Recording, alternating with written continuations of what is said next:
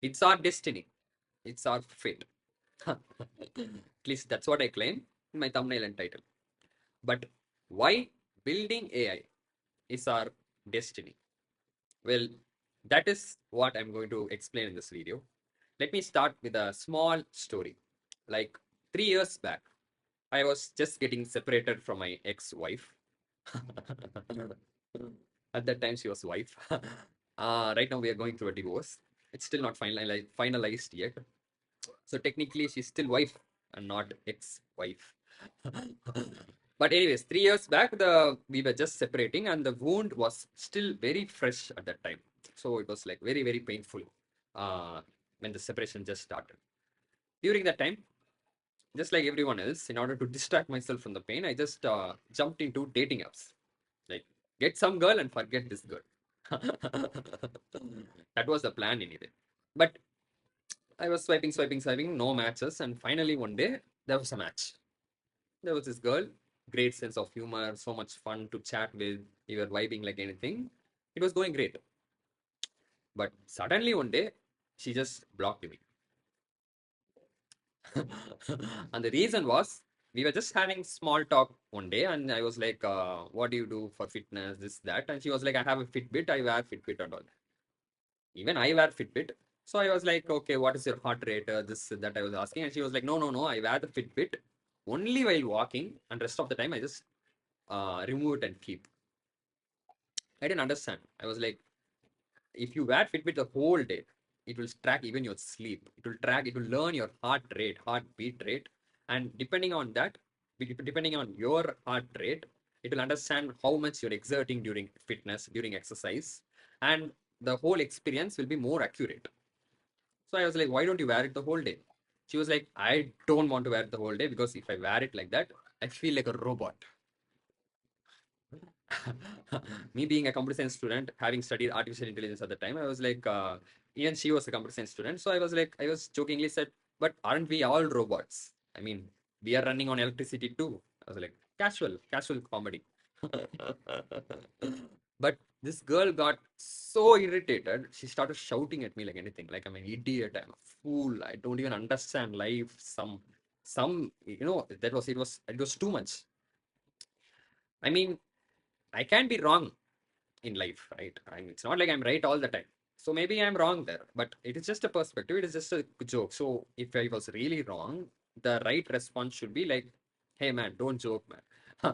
You're just being so funny. How are we robots?" Like that is the usual response, right? Why so much anger and bad mental health? So turns out the girl's mother recently passed away. So there is this famous lawyer, James Sexton, and he there's this famous quote by him where he says, "Every relationship either ends in death or divorce." So I was going through divorce, I was getting separated, and to escape from that pain, I was jumping into dating apps. But this girl was going through death. Her mom, she passed away. She lost her mom, and in order to escape from that pain, she was there in dating apps. Both of us are trying to escape and avoid pain instead of processing it the healthy way. But death is more serious than divorce. I mean, in death, there is this person and they're living, breathing, talking, and then suddenly they die. And then in Hindu rituals, we burn the body, we turn it into sand, and then we give you a jar of sand and we say, "This jar of sand is that person." So there is this famous comedy in Tamil. There's like, "Eppadi irundana? Ippudi aita." Meaning, look how I was, look what I've become. So it's like that transition is so fast, so quick that it's kind of makes people go crazy. At least I did. I have not yet like seen actual death. I have seen my friend's father passing away. But then I went into this existential crisis, couldn't believe, understand how walking, talking person can turn into a jar of sand. I mean, life itself started going really crazy and dizzy for me. But that's for another video. Let's get back to the story. So for this girl, meaning of life itself is really confusing for her right now. She doesn't understand what is life, what is going on, and when she's in that kind of state, When I go and say we are just robots, that makes life sound more meaningless, and that just makes the fact that her mom has become sand now more and more true. Like, it's hard to accept death, that people create stories, create religions, create rebirth. They believe in all sorts of things because what they see is just hard to accept. And that is the pain of death. It's so hard to accept that we just run and avoid the pain and chase religions in order to feel some kind of a solace. This is first incident. There was also another incident in my life. Later in my life, there was this friend, a colleague who worked with me. We were doing software engineering, and he was like a big technology hater. He was technology averse. He was like, there was like the good old days, the traditional life that we used to live. That was just so simple, and we were just so happy. But with technology, in the name of making life simpler, we have just complicated life more and more. Like, that was his perspective on life. So he was like, a famous example that he would give is like, just take plastic. It was supposed to help our lives, like make it better. But what it has actually done, it's all in our oceans, and even now while eating food, it's there in our food, in our salt, because salt we take it from the ocean waters, and plastic is dumped into the ocean, and microplastics are getting mixed into the salt that we eat. So we are getting lots and lots of diseases. We are polluting the nature, climate change, all of that. It's net bad or net negative that all this technology has brought us. That was his perspective. I listened to him the whole story, and then in the finally I said like, plastic, isn't plastic natural? I mean, his point was plastic is unnatural, technology is unnatural, metals, computers, laptops is unnatural. But I was like, no, plastics, metals, laptops, everything is natural because we are taking it from nature. We are not going to Mars and Mercury and bringing them. It's there in Mother Nature. It's in Earth. When you dig so deep, you get petrol, and that petrol you process, you get plastic. So it's all natural. I said, and he was like, he looked at me like this, and he was like, no, they're man-made. They're not natural. I was like, think of it this way: where does man come from? He comes from nature. So if man himself comes from nature, then whatever man creates, man made, isn't it natural? So he got pissed off at this, and he was like, okay, that is artificial intelligence. So do you call that natural intelligence? Well, that was exactly my point. Both in the first incident and in the second incident, I was actually taking robots and humans and blurring the lines between them. So I'm calling humans themselves as robots and artificial intelligence as natural intelligence. So why do I do that? Let's take a small example. Let's take Elon Musk's electric car. So right now those cars are coming up with self-driving AI. So they are self-driving AI robotic cars that runs on electricity. So let's say there is a solar panel that powers these electric cars. That was the initial plan of Elon Musk, right? He wanted to convert cars from using petrol to using electricity, and then convert the way we create electricity from a dirty source of energy to a clean source of energy. So he wanted to drive cars using a clean source of energy, and he did that in two parts. He didn't do the second part, but he did the first part. He converted it from petrol to electricity, and then gave it to others to convert the source of electricity from dirty to clean. Anyway, so let's take a clean source of energy. Let's say we have a solar panel that converts sun's energy into batteries, and then we take the batteries and place them in the cars, and then the cars have uh, self-driving AI inside it, intelligence. So it just drives around on its all on its own. So it's a robot powered by the sun. But we as humans are exactly the same. We are robots.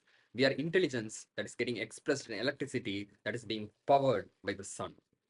Because if you take our fruits and vegetables, they are coming from plants.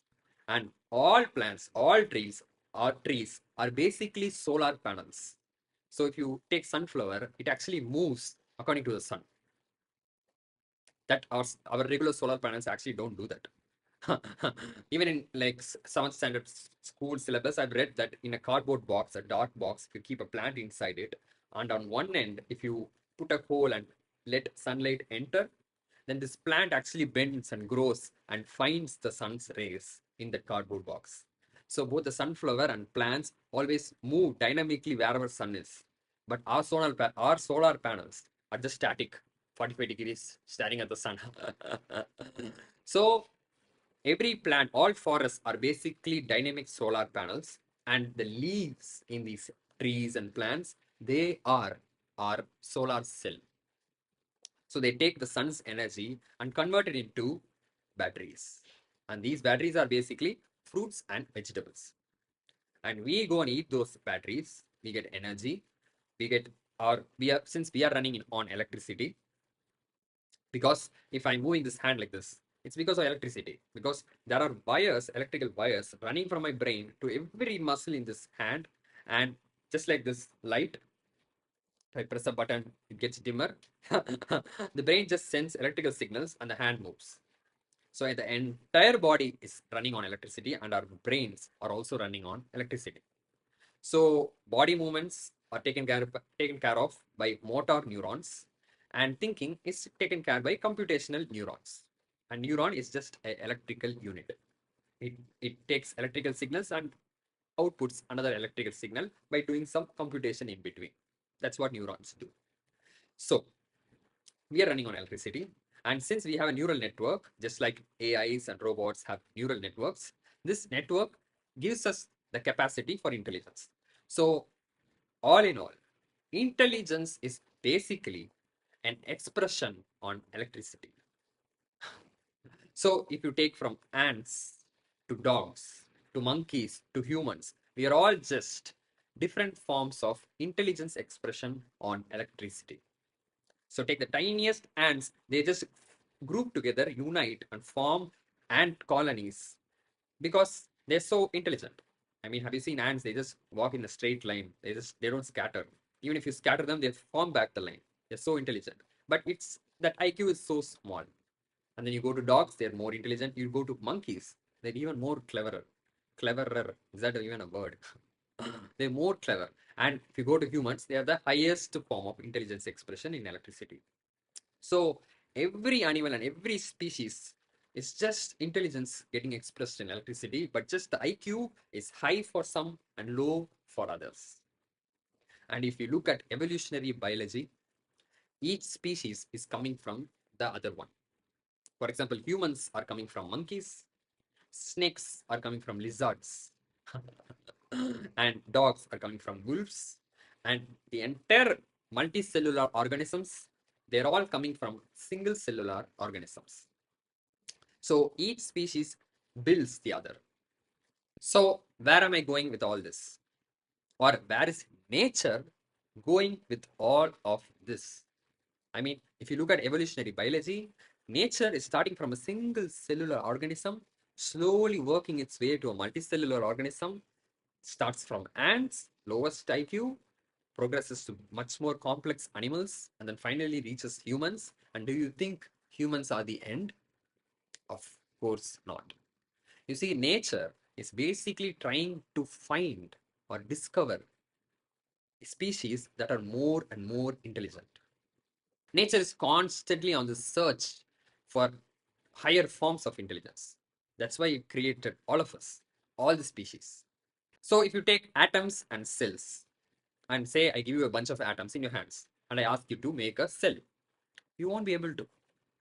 Even though cells are actually made up of atoms, say I take a cell and I kill it, it dies. It just turns into atoms. But if I give you the same atoms in your hand and if I ask you to make the cell, you cannot. Because atoms are non-living things and cells have a life. And atoms, you can do whatever you want with them. You can ask the atom to go here, go there. Whatever you say, it will listen to you. It is governed by physics. But these same atoms, a group of atoms, in some weird combination, configuration, turns into life. And nobody knows where life comes from. But once you get a life, a cell, it has two purpose in life. It automatically gets this. Nobody has to teach it anything. As soon as this group of atoms turns into a cell, as soon as it gets life, consciousness, it has two purposes. One is to survive, another is to procreate. So survive in the sense it will automatically keep searching for food. It will keep searching for water. It needs to live. It wants to live. It has that desire within itself. So the same atoms, which was just following rules of physics, now suddenly stops listening to you. It has a mind of its own, and it has two purposes: survival and procreation, and it will do anything for that. So if you are in the way of its survival, if you come in the way of its survival, if you come in the way of its procreation, it will fight to the best of its capabilities. Nobody knows why, but as soon as it takes on life, it gets its purpose, two purpose. Similarly, ants also same, monkeys also same, dogs also same, humans also same. And the reason they survive and procreate is because by having sex and creating babies, copies of themselves, there are small mutations and variations in those babies. Slowly from each species, the next species gets evolved. Basically, I'm talking about the plot of X-Men. You know that Marvel's movie where humans just keep giving babies, generation after generation after generation, and in some generation there is some mutation that is so powerful and so capable that it forms into a species of its own. The next species has evolved, and it threatens the survival of the previous species. Well, that's exactly what we're seeing with AI, right? So my point is whether we manually create AI or not, whether we actually, let's say we stop all the companies from going and discovering AI, even then AI will still get created, and it will get created through the route of evolution. It will take a long time, and after so many billions or millions of years, you will definitely still get AI, because that is what nature is after. So purpose of each generation is to create the next generation that is within a species, but purpose of each species is to create the next species. And in order to make sure that these species are growing more and more intelligent, what nature does is it places these species in conflict with each other. So this species gets more and more intelligent in order to beat this one, and this gets more and more intelligent in order to beat the other one. At least this was the route in which nature was creating more and more intelligent species. But ever since humans, you know how humans destroyed all the other species, right? Human is the only species there, and still he's creating a higher form of intelligence, AI. Why? Because of consciousness, self consciousness. What do I mean? Meaning, even a cell is actually conscious. It has two purpose, and it is trying to solve them.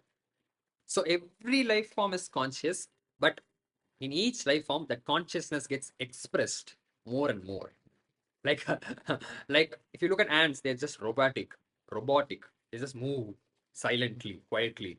But in dogs and cats, you get these expressions. They're like wondering, afraid. All these expressions get expressed.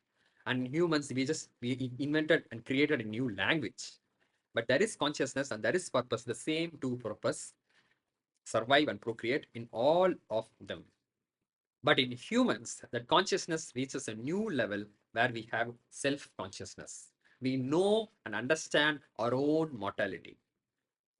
Dogs can't do that. Dogs are also running on electricity. Dogs are also conscious, but they're just reactive. They just feel and do things.